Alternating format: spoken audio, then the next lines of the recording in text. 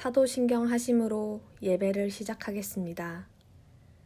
나는 전능하신 아버지 하나님, 천지의 창조주를 믿습니다.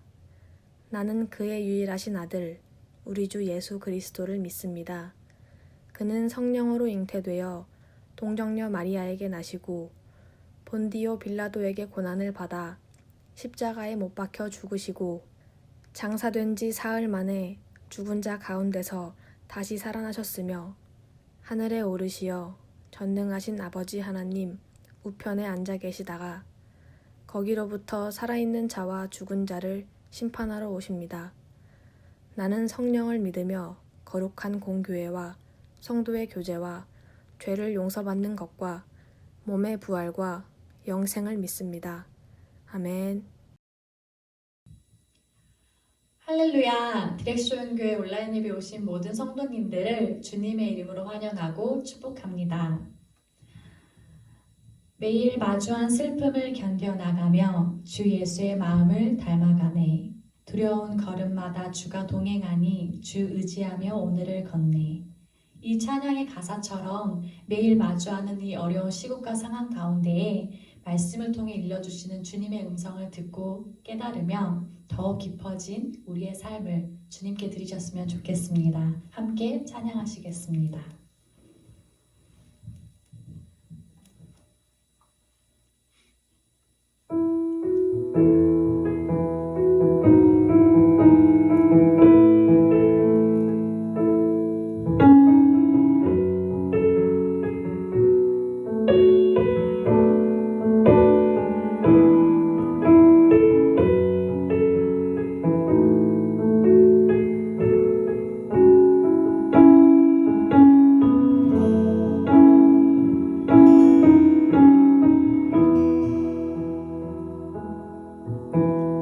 은혜로 날 보듬으시고 사랑으로 품어주셔도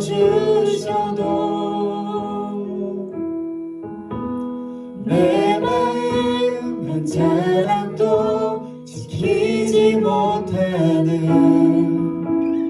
이 모습 부끄럽습니다. 따스한 곁을 내어주신 주님 앞에 나아갑니다. 표현 못할 긍휼로 나를 붙드시는 주 이름만 바라봅니다. 매일 마주한 슬픔을 견뎌나가며 주 예수의 마음을 닮아가네. 두려운 걸음마다 주가 동행하니 주를 의지하며 오늘을 걷네. 주의 진실한 소망을 깊이 담으며 주 예수의 풍요를 채워가네. 하나님의 자녀로 명예 지켜가며 깊어진 삶을 주께 드리네. 은혜로 날 보듬으시고 은혜로 날 보듬으시고 사랑으로 품어주셔도 내 마음 한 자락도 지키지 못하는 이 모습 부끄럽습니다. 따스한 곁을 내어주신 주님 앞에 나아갑니다. 표현 못할 긍휼로 나를 붙드시는 주 이름만 바라보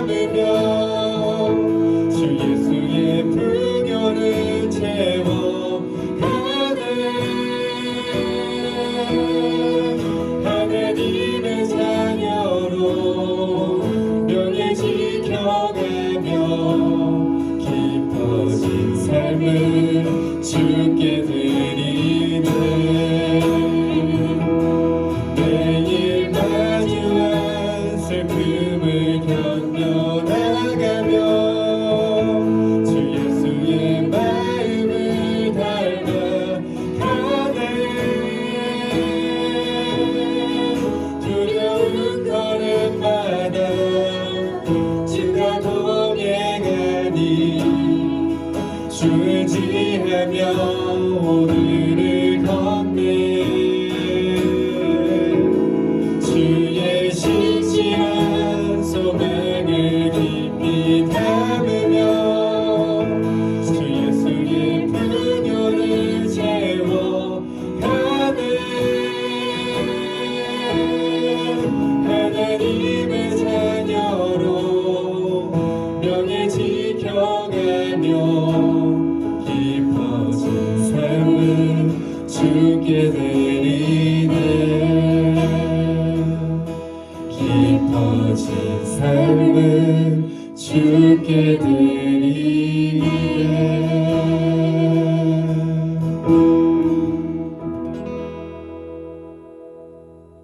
아멘. 둘, 셋, 넷.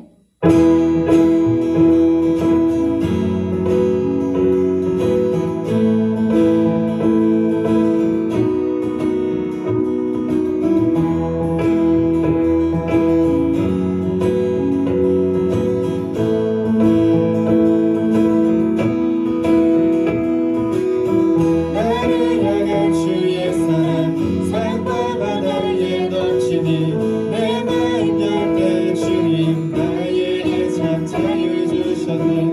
늘 진리 속에 거하며 나의 손을 높이 들고 언제나 주님의 사랑을 노래하리.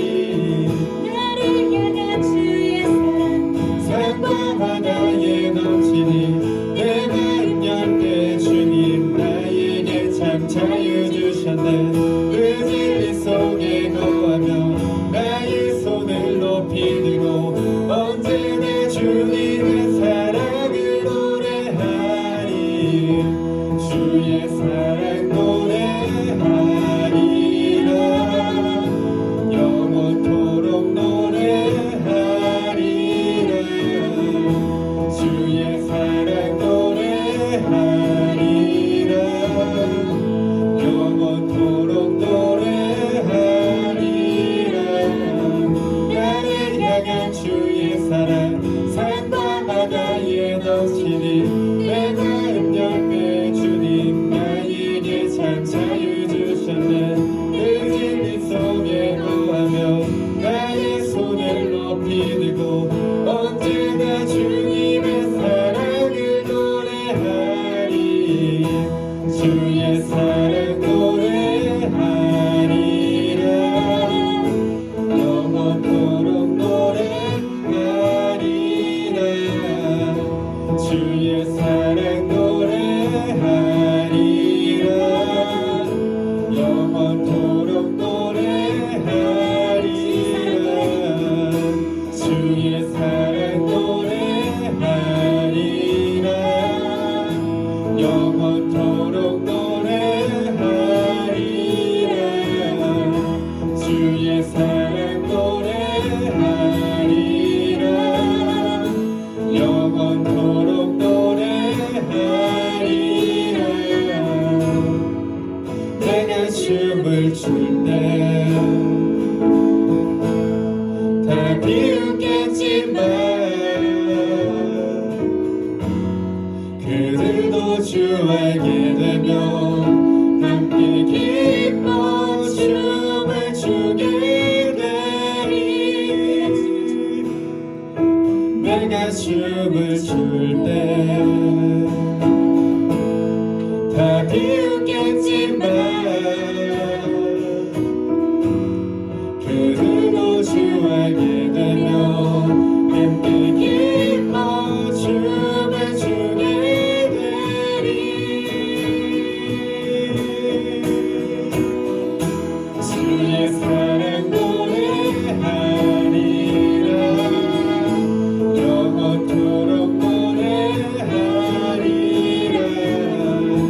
주의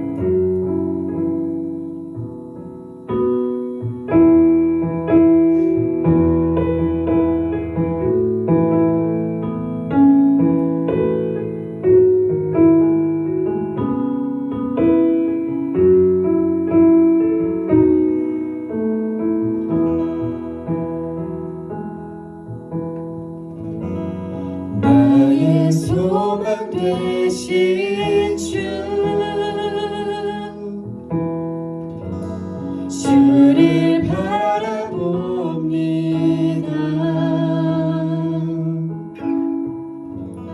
다시 오실 나의 왕 예수, 주를 기다립니다.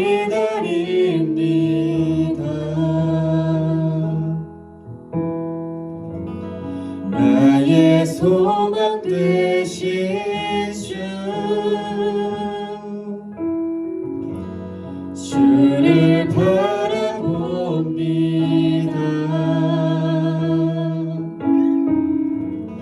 다시 오실 나의 왕 예수, 주를 기다립니다. 밤이 나가지나 어제나 오늘도 영원히 주만 찬양해.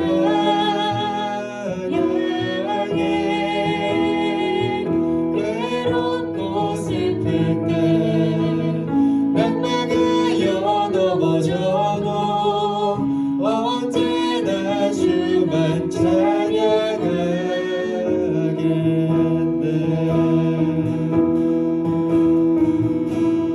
나의 소망 되신 주, 주를 바라봅니다.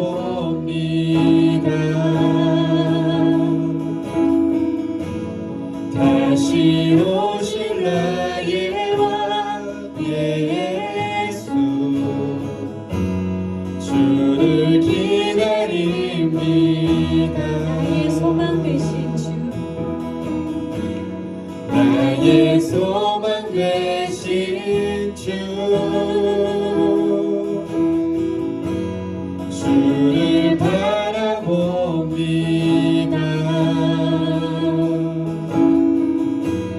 다시 오실 나의 왕 예수, 주를 기다립니다. 밤이 나가지나 어제나 오늘도 영원히 주만 찬양해.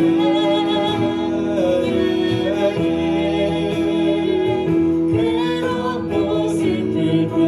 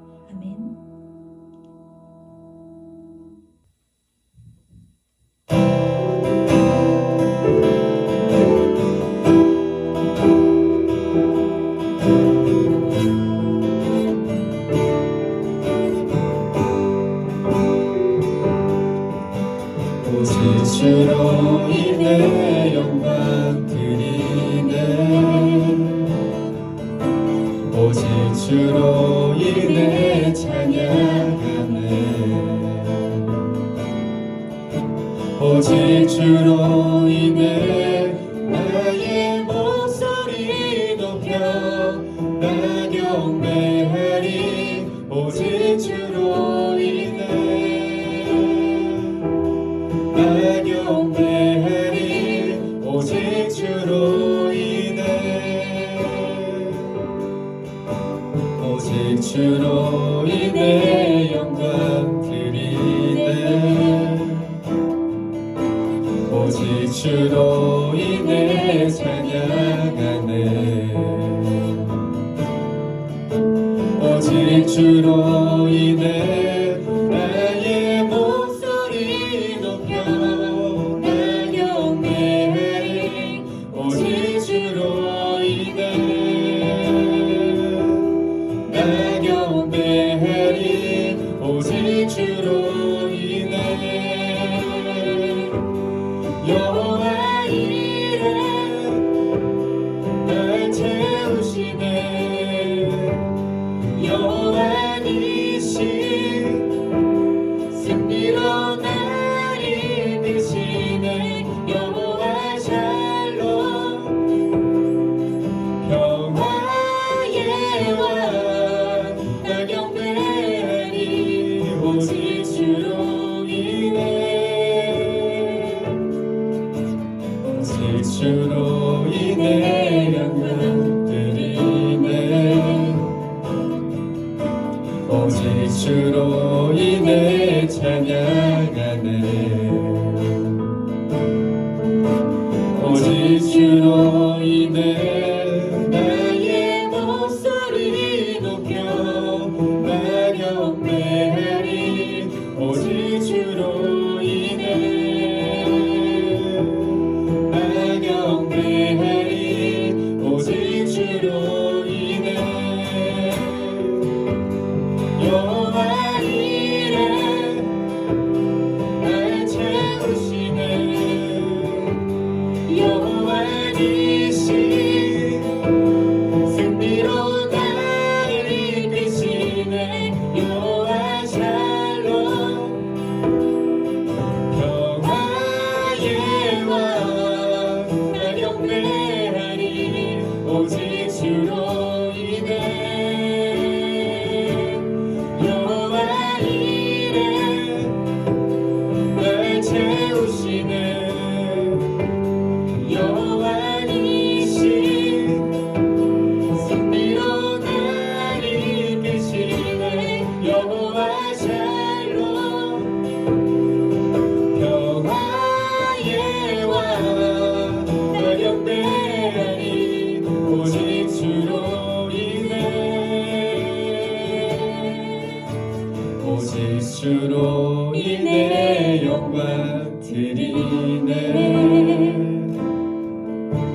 오직 주로 인해 찬양하네 오직 주로 인해 나의 목소리 높여 나 경배하리 오직 주로 인해 나 경배하리 오직 주로 인해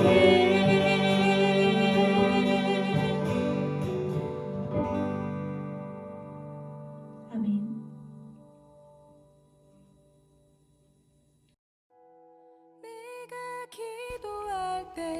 사랑이 넘치는 디렉션 교회 소식입니다. 디렉션 교회는 오직 하나님 말씀의 방향을 향하여 함께 걸어가는 교회입니다. 무엇보다도 말씀을 삶으로 살아내기 위하여 함께 최선을 다하는 교회입니다.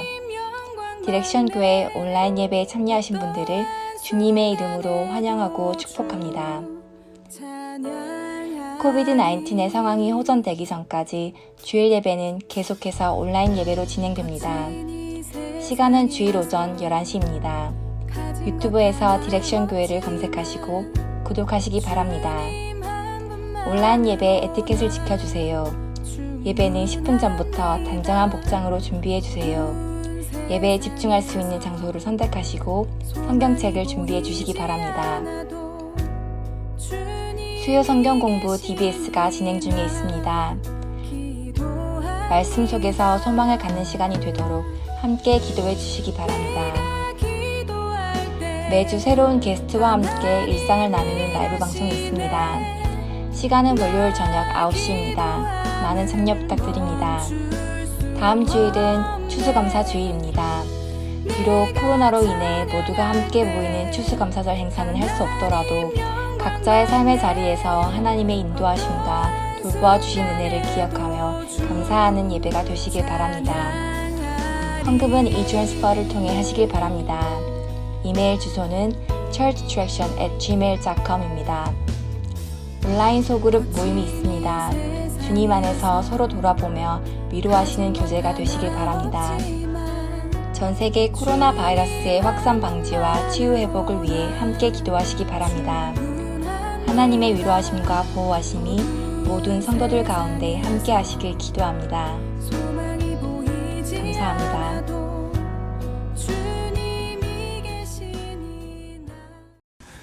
자, 오늘 하나님 말씀은 갈라디아서 2장 11절부터 21절입니다. 갈라디아서 2장 11절부터 21절입니다. 자, 우리 한 목소리로 다 같이 봉독하겠습니다. 게바가 안디옥에 이르렀을 때에 책망받을 일이 있기로 내가 그를 대면하여 책망하였노라. 야고보에게서 온 어떤 이들이 이르기 전에 게바가 이방인과 함께 먹다가 그들이 오매 그가 할례자들을 두려워하여 떠나 물러가매 남은 유대인들도 그와 같이 외식함으로 바나바도 그들의 외식에 유혹되었느니라. 그러므로 나는 그들이 복음의 진리를 따라 바르게 행하지 아니함을 보고 모든 자 앞에서 게바에게 이르되 네가 유대인으로서 이방인을 따르고 유대인답게 살지 아니하면서 어찌하여 억지로 이방인을 유대인답게 살게 하려느냐 하였노라. 우리는 본래 유대인이요 이방 죄인이 아니로되 사람이 의롭게 되는 것은 율법의 행위로 말미암음이 아니요 오직 예수 그리스도를 믿는 믿음으로 말미암는 줄을 알므로 우리도 그리스도 예수를 믿나니 이는 우리가 율법의 행위로서가 아니고 그리스도를 믿음으로써 의롭다 함을 얻으려 함이라. 율법의 행위로서는 의롭다 함을 얻을 육체가 없느니라. 만일 우리가 그리스도 안에서 의롭게 되려 하다가 죄인으로 드러나면 그리스도께서 죄를 짓게 하는 자냐? 결코 그럴 수 없느니라. 만일 내가 헐었던 것을 다시 세우면 내가 나를 범법한 자로 만드는 것이라. 내가 율법으로 말미암아 율법에 대하여 죽었나니 이는 하나님에 대하여 살려 함이라. 내가 그리스도와 함께 십자가에 못 박혔나니 그런즉 이제는 내가 사는 것이 아니요 오직 내 안에 그리스도께서 사시는 것이라. 이제 내가 육체 가운데 사는 것은 나를 사랑하사 나를 위하여 자기 자신을 버리신 하나님의 아들을 믿는 믿음 안에서 사는 것이라. 내가 하나님의 은혜를 패하지 아니하노니 만일 의롭게 되는 것이 율법으로 말미암으면 그리스도께서 헛되이 죽으셨느니라. 아멘. 자, 오늘 하나님 말씀은 수많은 형식의 하나의 내용이라는 주제로 오늘 하나님 말씀을 함께 나누도록 하겠습니다. 자, 오늘은 갈라디아서 네 번째 시간입니다. 2장 11절부터 21절까지 이야기입니다. 오늘 내용은 이 베드로가 안디옥 교회에 방문해서 일어나는 사건이 등장하게 됩니다. 그러니까 때는 베드로가 안디옥을 방문했을 때의 일을 지금 바울이 회상하면서 이야기하는 것입니다. 초대교회의 대단한 교회 지도자라고 할 수 있는 베드로가 안디옥 교회에 방문하게 돼요. 안디옥 교회 지도자들과 바나바, 바울 모두가 아마도 베드로의 방문을 매우 환영했을 것이에요. 그리고 그들은 서로 모여서 교제하면서 식사를 함께 했을 것이 분명합니다. 그렇게 한참 식사의 자리를 갖고 있는데 오늘 성경에 보면 야고보에게서 온 어떤 이들, 그러니까 이 말은 야고보가 소속된 집단이라는 뜻이에요. 한마디로 얘기하면 이제 예루살렘에서 누군가 왔다라는 이야기예요. 그러니까 예루살렘에서 어떤 사람들이 안디옥을 방문했는데 갑자기 식사하던 중에 베드로의 태도가 바뀌는 것이에요. 어떻게 바뀌냐면 이방인들과 거리를 두기 시작해요.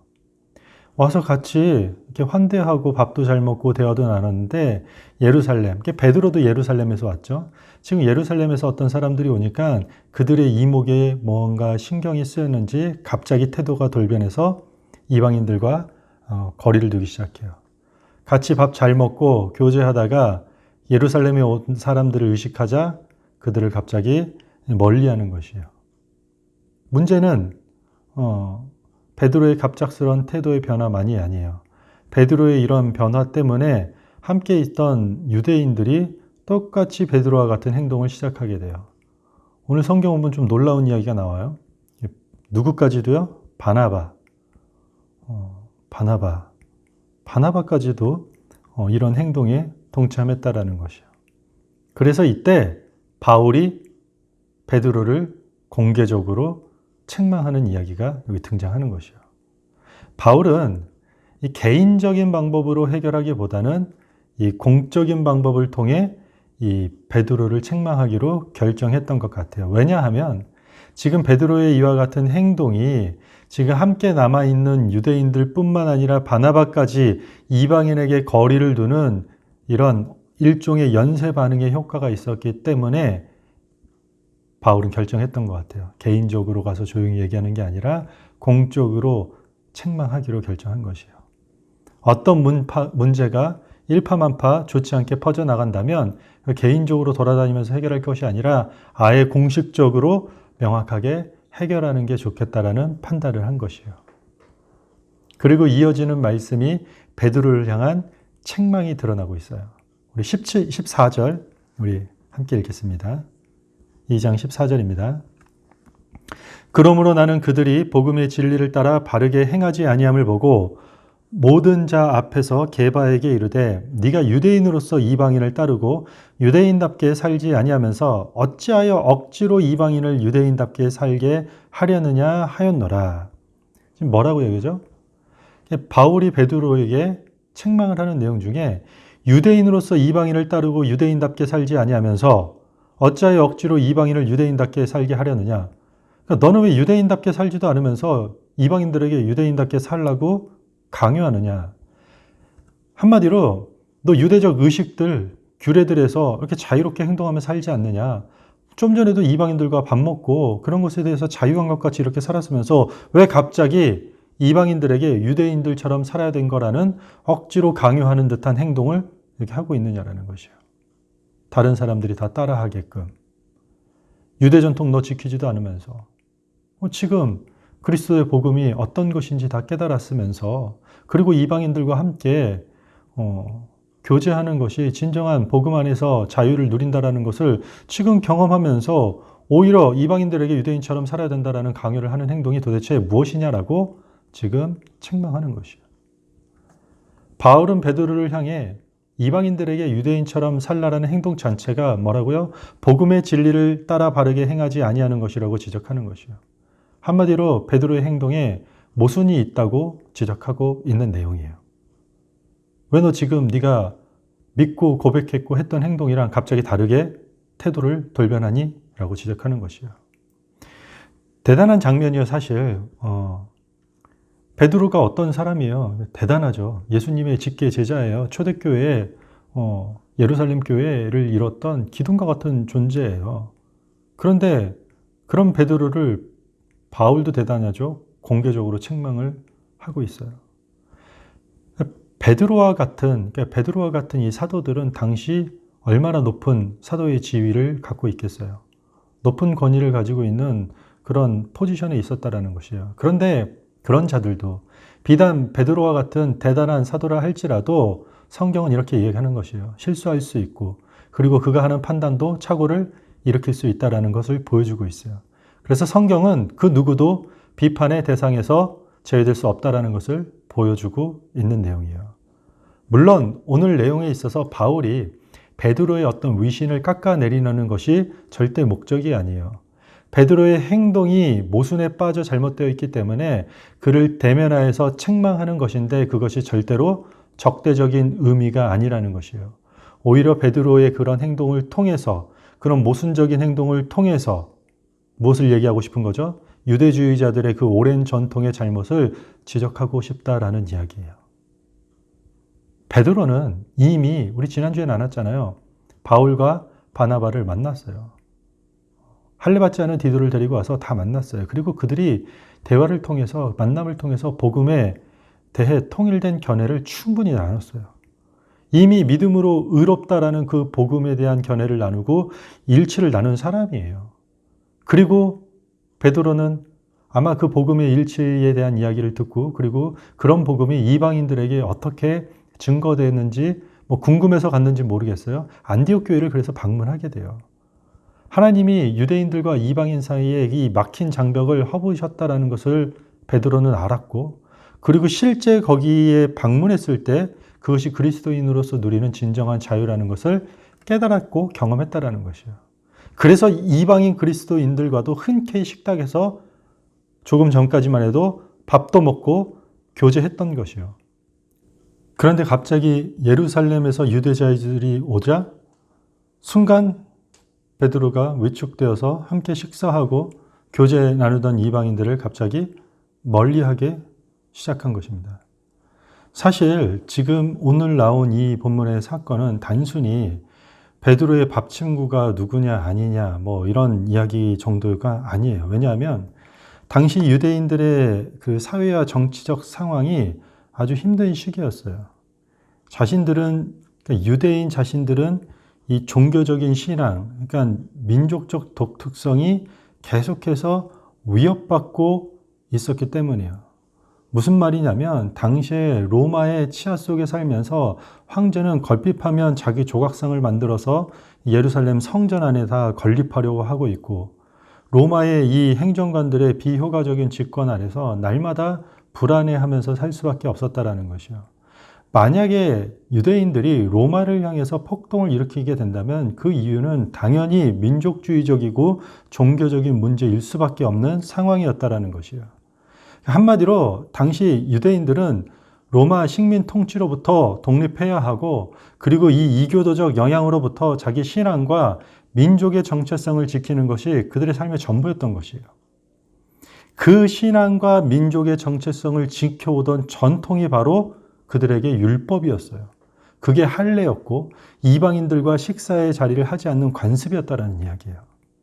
그러니까 단순히 밥 문제가 아니었다라는 이야기예요. 유대인들에게 341개의 그 개별 규정 중에 무려 229개가 식탁 교제와 관련 있는 이 규정일 만큼 자신들의 정체성의 중요한 이슈 중 하나가 바로 이 이방인들과 식사를 하냐 하지 않느냐에 대한 이야기였다라는 것이에요. 우리가 복음서를 읽으면 잘 알다시피 예수님께서 세리와 죄인들과 함께 식사하고 때로 주님과 주님의 제자들이 손 씻지 않고 음식을 먹는 것을 그 행위를 통해서 바리새인들이 어떻게 하죠? 끝없이 따라다니면서 계속해서 비판하기 일수인 모습을 우리가 볼 수 있어요. 단순히 손 안 씻어서 단순히 누구랑 밥 먹은 것 때문에 아니라 이 유대인들의 자기들의 정체성, 그러니까 하나님 언약 백성이 울타리에 들어오는 것에 대한 정체성과 관련되어 있다라고 여겼기 때문이에요. 그리고 이교도적이고 이방적인 것들은 항상 자신들의 어떤 정체성을 헤아려 하고 위협을 가져오는 것으로 생각했기 때문에 이들은 율법을 엄격히 지키는 게 어마어마하게 중요한 신앙의 고백 이상의 것이라고 이야기할 수 있는 것이에요. 그런데 그 유대인들에게도 그리스도의 복음이 전파되기 시작한 것이에요. 그래서 그들을 유대 그리스도인들이라고 불러요. 유대 그리스도인들은 예수 그리스도의 복음을 받아들였음에도 불구하고 유대인들은 그 자신들이 이방인들과 식탁 교제를 나누는 것은 여전히 그들의 특권이나 어떤 자기 정체성에 위협을 받고 있다라고 느꼈던 것이에요. 그래서 지금 베드로가 이 율법주의적인 유대인들이 방문한 것을 보고 이방인들과 자기가 밥 먹고 있는데 그들의 이목이 신경 쓰였던 것이에요. 오늘 성경은 그것을 뭐라고 그래요? 두려워했다라는 얘기예요. 두려워했다고. 충분히 베드로 자신도 잘못된 걸 알고 있고 그게 예전 것인 걸 알고 있지만 같은 유대인으로서 이해하고 있고 알고 있기 때문에 그 방문했던 유대주의자들의 그 심기를 이렇게 불편하게 자극하거나 건들고 싶지 않았다라는 이야기예요. 어쩜 베드로는 지금 잘 교제하고 있잖아요. 식사하면서. 어쩌면 베드로는 이랬을 수도 있어요. 그 사람들이 떠난 이후에 다시 이전처럼 이방인 그리스도인들과 식탁, 교제 회복을 하려고 했을 수도 있을 것이에요. 한마디로 베드로의 입장이 아주 애매했던 것이에요. 난처했던 상황이었다라고 확인할 수 있어요. 이방인들과 식탁 교제해도 이제는 복음 안에서 자유로운 것이 확실한데 오랜 유대 전통과 그들이 지금 목숨보다 더 중요하게 여기고 있는 그 율법, 그거 지키려고 하는 그 유대 열심당들의 그 이목 사이에서 베드로의 입장이 많이 애매했던 것이에요. 그럼에도 불구하고 성경은 뭐라고 바울을 통해서 지적하죠? 베드로의 행동은 잘못된 것이었다 라고 지적하고 있어요.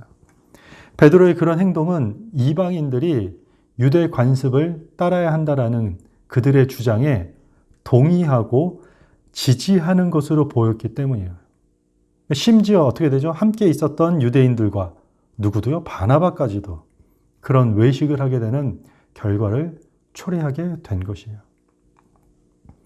베드로의 입장은 조금 이해할 수 있을 것 같아요. 애매한 입장일 것 같아요. 난처한 입장일 것 같아요. 그럼에도 불구하고 그렇게 애매한 상황에서 단호하게 행동하지 못한 베드로의 결정과 행동이 어떻게 해요? 유대 관습을 따라야 되는, 여전히 유대 율법에 묶여있는 사람들의 행동과 관습과 전통을 동의하고 지지하는 것 같은 행동을 보였기 때문에 그를 보고 본받고 따르고자 하는 많은 유대 그리스도인들이 동일하게 행동했다라는 것이에요. 어떤가요? 때로는 우리도 마찬가지예요. 우리가 이 애매한 입장에 서 있을 경우가 있어요. 그리스도인으로서 이렇게 하기도 그렇고 반대하기도 그런 어쩜 그런 애매한 입장에서 우리가 자칫 잘못 결정하는 그랬던 행동들과 결정들이 생각보다 부정적인 결과를 초래하는 일들이 우리 가운데 일어나는 경우가 종종 있어요.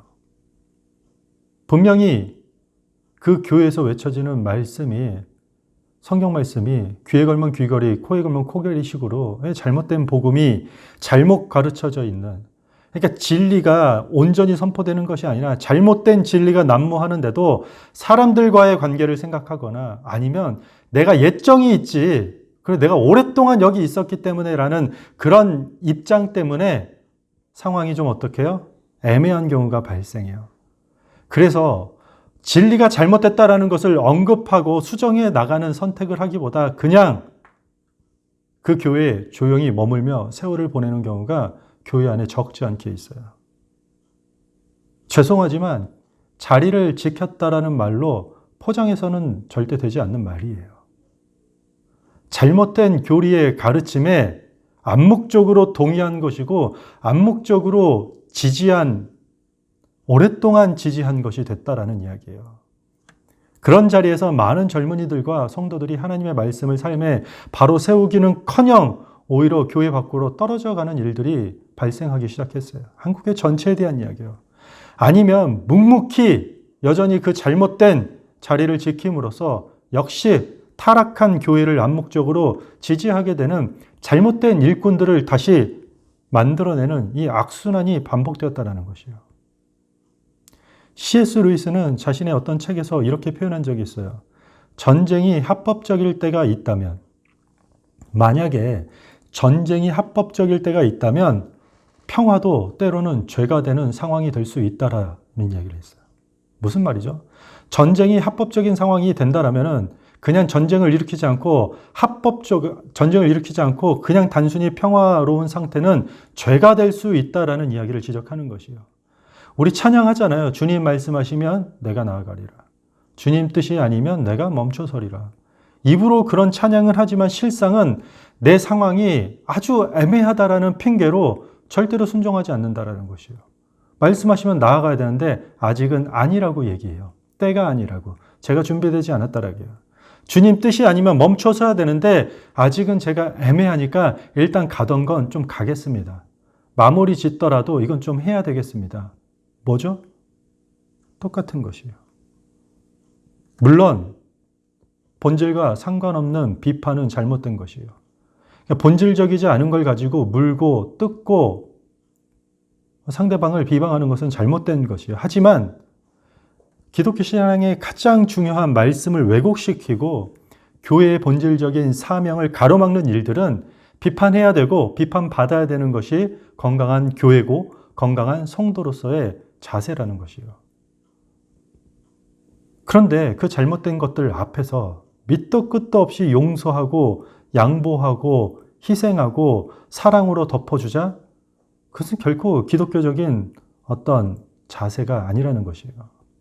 뻔히 잘못된 것 알면서도 이런저런 이유로 애매한 입장을 고수하면 세상 사람들에게는 꽤나 수용력 있고 포용력 있고 매력적인 사람으로 비춰질지 모를지라도 하나님 앞에서는 뭐라고요? 오늘 말씀에 따르면 그냥 복음의 진리를 행하지 않는 죄인에 불과하다는 얘기예요.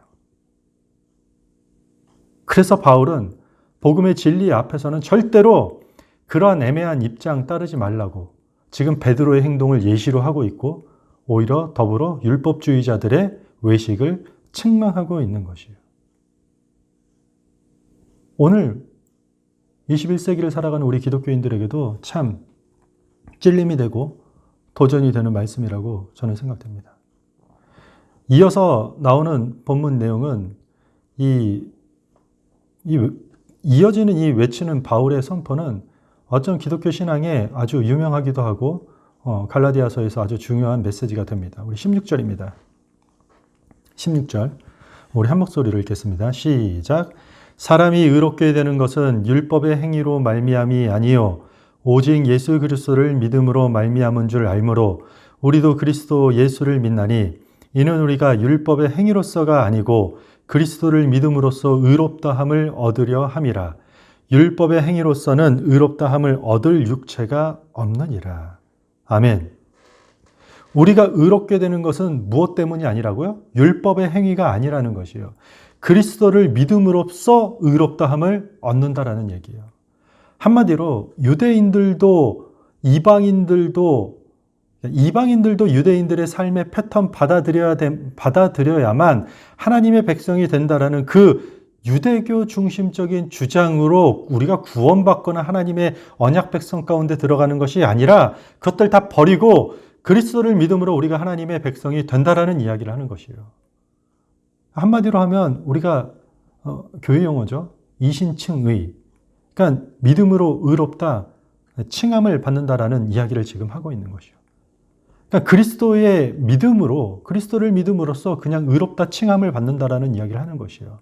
일종의 이것은 법정 용어와도 같아요. 피고는 무죄입니다. 땅. 그럼 어떻게 해요? 자유해지는 것이에요. 자유로워지는 것이에요. 그 사람은 죄인이 아닌 것이에요. 비슷한 것이에요. 최종 판결권을 가진 하나님의 권한으로 우리를 의롭다라고 규정해 주시고 선언해 주시는 것이에요. 그런데 어느 순간부터 이 이신칭의 교리가 너무 일방적으로만 받아들여 온 적이 많은 것 같아요. 신앙과 행위를 이분화시켜 버렸어요. 그래서 교회에서 외친 구호가 뭐죠? 우리는 오직 믿음으로 구원받습니다. 그리고 우리는 행함으로 뭐 하자고요? 행함으로 상급받자. 공로주의 사상에 빠지게 되는 결과를 초래하게 되는 것이죠. 오직 은혜를 소리 높여 외치지만 동시에 어떤 행함을 통해서 상급을 받는데 이 혈안이 된 교회들이 발생하기 시작했다는 것이죠. 교회 공로주의 사상이 팽배해지기 시작했고 일종의 상급의 차등이 생기게 된 것이에요. 여기 나타난 유대주의자들과 다를 게 하나도 없어요. 믿음 외에 인간적인 것을 구원의 수단으로 강요하기 시작했죠. 행위를 자신들의 의와 공로로 삼으려고 했죠. 그리고 그것으로 남을 판단하여 등급을 나누게 돼요. 그러다 보니까 자연스럽게 어떤 현상이 일어날까요? 자연스럽게도 그런 사람들은 신앙의 우월감에 도취되고 결국 그 신앙의 한복판에 자리 잡아야 될 복음이 아니라 교만이 자리 잡게 되는 것이에요. 성경은 처음부터 끝까지 시종일관 어떤 얘기라고 하죠? 하나님의 은혜란 자신의 어떤 것을 내세울 수 있는 것이 아니라고 얘기하고 있잖아요. 그렇죠. 내세울 수 없어요. 내가 해서 내가 얻었다라면 그건 내 공로고 내가 이룬 성과예요. 은혜라는 자리가 필요 없어요. 복음이라는 자리가 복음이 왜 기쁜 소식이 되겠어요? 그냥 내가 해서 내가 이룬 것인데. 그런데 구원은 절대로 그렇게 되지 않는다라는 이야기예요. 우리의 어떤 행위를 앞장세워서 되는 것이 아니기 때문에 하나님 앞에 겸손할 수밖에 없는 게 그리스도인이 구원을 제대로 이해하고 있는 것이에요. 19절부터 21절이 그것을 다시 한번 설명하고 있는 이야기예요. 함께 읽겠습니다. 19절부터 21절입니다. 내가 율법으로 말미암아 율법에 대하여 죽었나니 이는 하나님에 대하여 살려 함이라. 내가 그리스도와 함께 십자가에 못 박혔나니 그런즉 이제는 내가 사는 것이 아니요 오직 내 안에 그리스도께서 사시는 것이라. 이제 내가 육체 가운데 사는 것은 나를 사랑하사 나를 위하여 자기 자신을 버리신 하나님의 아들을 믿는 믿음 안에서 사는 것이라. 내가 하나님의 은혜를 패하지 아니하노니 만일 의롭게 되는 것이 율법으로 말미암으면 그리스도께서 헛되이 죽으셨느니라. 지금 누구보다도 율법에 목숨을 걸었던 바울이 뭐라고 얘기하죠? 오히려 율법에 대하여 나는 죽었다라고 지금 고백하고 선언하는 것이요. 그리스도인들은요, 이미 옛 율법에 대해서 죽은 자들이에요. 우리는 과거의 율법에 대해서 죽은 자들이라고 이야기할 수 있는 것이요. 그래서 이제는 새로운 메시아 시대에 하나님을 향해 사는 사람이 그리스도인이 되는 것이요. 그러므로 여기서 얘기하는 그 율법, 할례나 음식법이나 안식일이나 율법 준수 같은 행위들은 더 이상 하나님 백성의 신분과 행위를 지배하는 원리가 절대로 될 수 없다라는 이야기예요. 그렇기 때문에 그리스도인들은 인간의 어떤 공로도 내세울 게 없고 그것으로 남을 판단하여서 등급을 나눌 수도 없고 신앙의 우월감에 도취될 일도 없다라는 것이요. 오히려 우리의 고백은, 그리스도인들의 고백은 내가 이 땅을 살아가는 이유와 목적이 나를 의롭게 하신 오늘 사도 바울의 고백같이 내 안에 사신 예수 그리스도 때문이라는 신앙 고백이 나오는 것이에요. 그게 믿음으로 의롭다 칭함을 받은 사람의 신앙 고백이 되는 것이에요. 그럼 목사님, 율법은 다 필요가 없습니까? 그럼 성경은 예수 그리스도의 십자가 복음으로 인해서 율법 자체를 정죄하고 있나요? 아무 의미 없는 것으로 쓰레기같이 표현하고 있는 것인가요? 그건 아니에요. 디모데전서 1장 18절입니다. 그러나 율법은 사람이 그것을 적합하게만 쓰면 선한 것임을 우리가 아노라. 율법을 적합하게 사용하면 그것이 매우 선한 것이라는 이야기예요. 더 나아가서 예수님께서 직접 말씀하셨어요. 마태복음 5장 17절입니다. 내가 율법이나 선지자를 폐하러 온 줄로 생각하지 말라. 폐하러 온 것이 아니요 완전하게 하려 함이라. 뭐라고요? 예수님께서 이 땅에 오신 이유가 이 율법의 행위를 따라서 구원받게 하려는 것이 아니라 그 율법을 완전하게 하기 위해서 왔다라는 것이에요. 그리스도의 십자가 복음은 율법을 다 없애버리는 것이 아니라 무의미하는 것으로 그냥 버려지는 것이 아니라 완전하게 했다라는 것이에요. 왜냐하면 율법이 완전하게 되기 위해서는 율법이라는 형식에 예수 그리스도라는 내용을 담을 때만 가능하기 때문에 그래요. 율법이 완전해지는 이유는 단 하나예요. 예수 그리스도의 복음이라는 내용을 율법에 담으면 그 율법은 완전해지는 것이에요. 그런데 지금 이 이스라엘 백성들은, 지금 유대 그리스도인들은 뭘 못하고 있는 것이에요? 그 율법이 완전해질 수 있도록 그리스도의 십자가의 복음을 담으면 되는데 그것을 못 담겠다라는 것이요.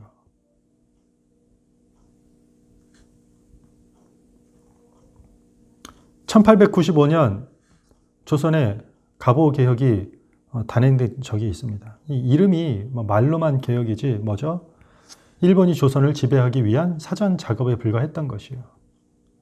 우리가 잘 알다시피 그때 나온 지침들이 뭐였죠? 태양력 사용해라. 그리고 흰색 한복 입지 말고 양복 입어라. 그리고 단발령 머리 잘라라. 상투사 잘라라 라는 이야기예요. 다른 건 뭐 괜찮았는데 무엇보다도 단발령, 머리를 자르라는 이 명령에 사람들의 반발이 아주 심해졌어요. 조선 사람들은 이 혼인하면은 상투를 틀고 그리고 상투 튼 사람만 제사에 참여했었어요. 오랜 전통에 따라서 상투는 효의 상징이기도 했어요. 아무리 왕의 명령이라 할지라도 이 조선 사람 자신들의 정체성을 버리는 것으로 생각해서 전국의 유생들이 일어나서 반대했던 일들이 있었어요. 심지어 이 단발령 시행 3개월 앞두고 슬픈 사건이 하나 일어나죠. 일본이 자객을 한 명 보내서 명성황후를 시해하는 사건이 일어나요. 그러니까 이게 단순히 머리 자르라는 명령 이상의 의미가 있다라고 판단을 하기 시작해요. 훗날 친일파로 낙인되었지만 그래도 개화파 윤치호가 유명한 말을 남기게 돼요. 이 단발령 앞에서. 나와 조선인들은 단발에 반대하지 않는다. 단 일본이 그것을 명령하기 때문에 반대하는 것이다. 매우 의미 있는 말이죠. 머리 자르는 것 그거 무슨 상관이냐. 그런데 지금 단순히 이 명령에 복종하는 것은 머리 자르는 것에 대한 문제가 아니라 지금 명성황후를 시해하고 우리 조선을 너희가 지배하려는 그 속셈에 우리는 동의하지 못한다라고 반대했다라는 것이에요. 조선말 대한민국이죠. 온 나라는 단발령 사건으로 떠들썩했습니다. 지금 우리가 상투를 트지 않는다고 해서 우리가 결혼을 못하거나 그리고 부모의 효가 사라졌습니까? 우리가 상투를 트지 않았다고 나라를 사랑하는 마음과 한국 사람이라는 정체성이 사라졌습니까? 그거와 상관없는 것 같아요.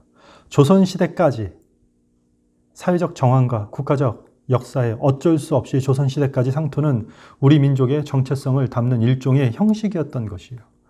그렇다고 상투가 사라졌다고 우리 민족의 정체성도 사라지는 것은 아니에요. 마찬가지예요. 유대인의 율법도 자신의 정체성을 담는 일종의 형식이었다라는 얘기예요.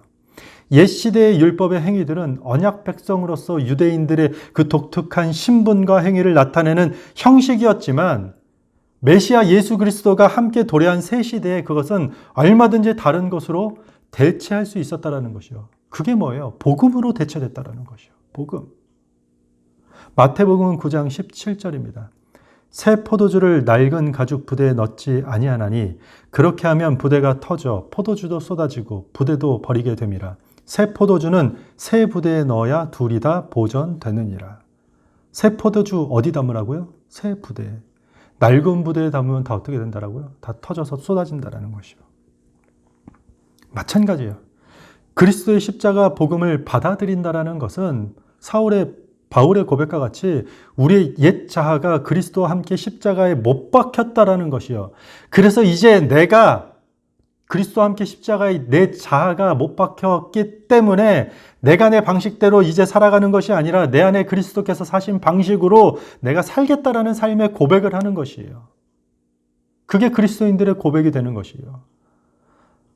아직도 어떤 교회에서는요, 예배 시간에 CCM, 그러니까 기독교 현대 음악이라고 하죠. 그거 말고 전통 찬양, 찬송가만 고집하는 경우가 있어요. 전통 찬양 해야 되지 않겠냐? 너무 요즘 것만 하면 안 되지 않냐? 이런 상황에 따라서 이 일침을 가하는 말이 하나 있습니다. 교회 성장학 교수인 조지 헌터 박사가 한 말입니다. 모든 예배는 다 현대적이다. 가장 현대적인 예배는 그 시대 그 문화에 맞는 예배다.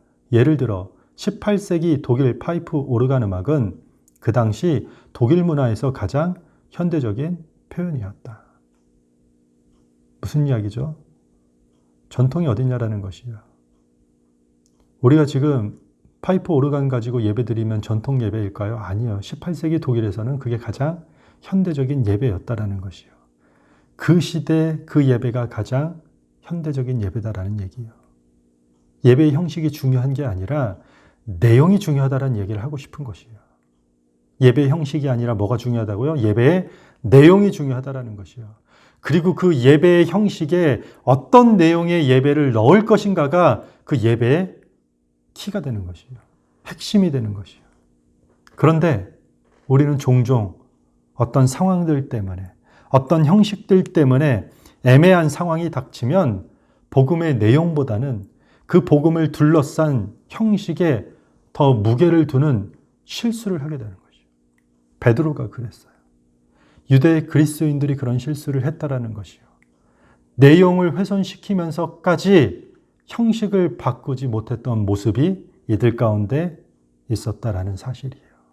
오늘날 우리는 어떻습니까? 이 현대 사회를 살아가는 우리 그리스도인들은 어떻습니까?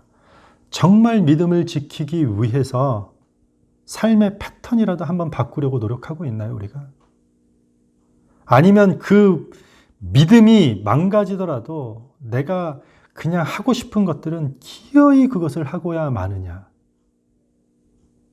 우리는 정말 그리스도의 복음의 내용을 귀하게 여기기 위해서 그것을 지키고 수호하기 위해서 그것이 내 삶의 중심이 되기 위해서 그리스도가 내 안에 살아가게 하기 위해서 그 어떠한 형식도 내가 바꿀 수 있겠다라는 준비를 가지고 있느냐라는 것이에요. 사랑하는 성도 여러분들, 오늘 이 말씀을 우리가 갈라디아서 2장 말씀을 우리가 눈앞에 두고 그 말씀을 들으면서 이 말씀을 듣는 모든 성도들만큼은 제발 그리스도의 십자가 은혜를 격화시키면서까지 그 어떠한 형식들도 제발 고집하지 않기를 바랍니다. 복음이 합당하지 못한 모양으로 만들어지면서까지도 그 어떠한 삶의 방식, 그런 것들 부디 추구하지 않기를 바랍니다. 말씀을 마무리하겠습니다. 우리가 살아가는 삶의 수단이라는 형식들, 그것 자체에 발이 묶여서 그리스도인의 삶의 목적까지 잃지 않는 그런 저와 디렉션 교회가 됐으면 참 좋겠습니다. 부디 복음이라는 그 단 하나의 내용을 우리에게 허락된 삶의 다양한 형식으로 담아낼 수 있는 디렉션 교회 모든 성도들 되기를 주님의 이름으로 축복합니다. 우리 다 같이 찬양하겠습니다.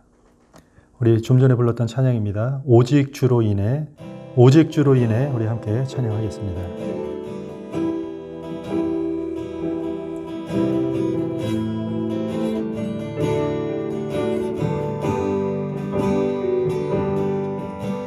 오직 주로 인해 영광 드리네 오직 주로 인해 찬양하네 오직 주로 인해 나의 목소리 높여 나 경배하리 오직 주로 인해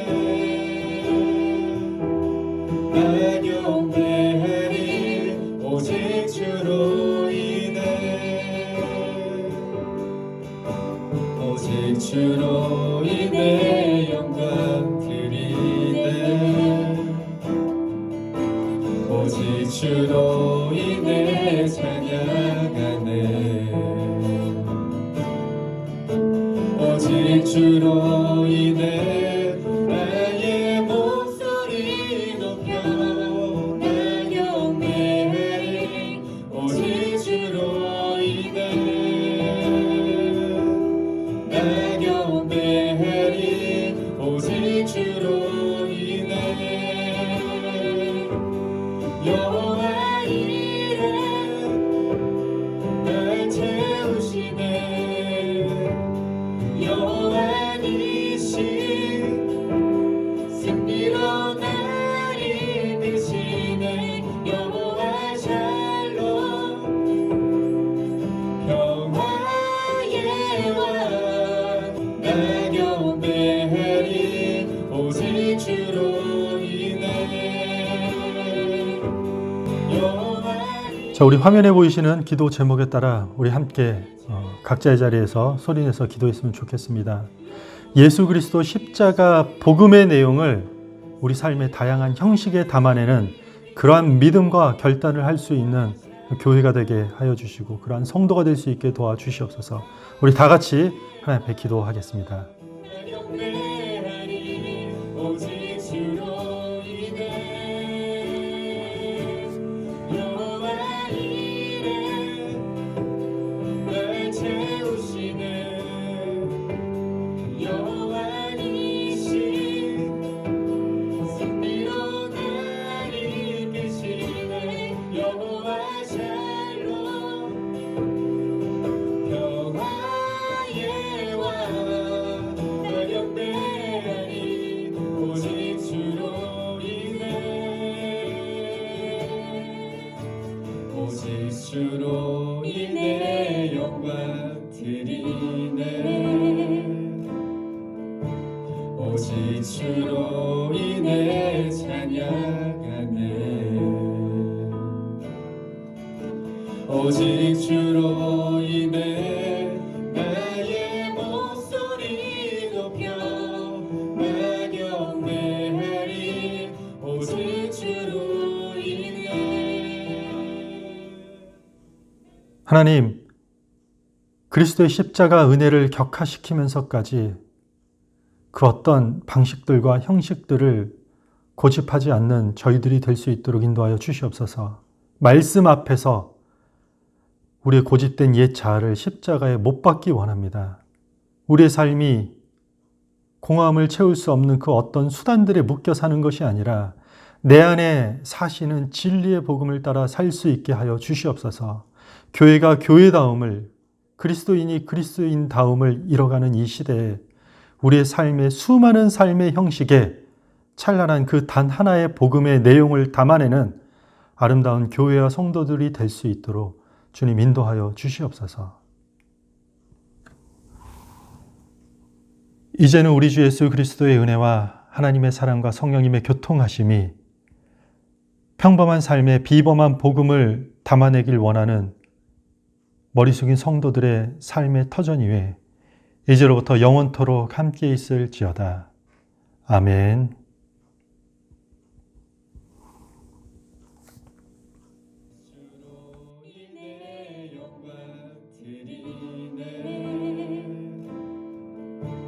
오직 주로 인해 찬양하네. 오직 주로 인해